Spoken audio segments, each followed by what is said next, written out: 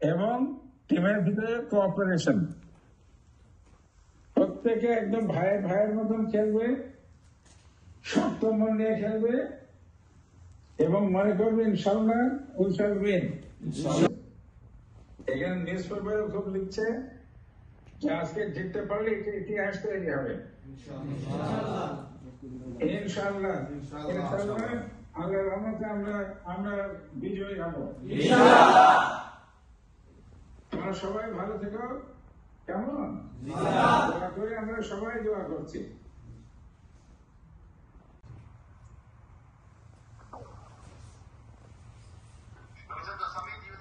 Yeah, I'm here.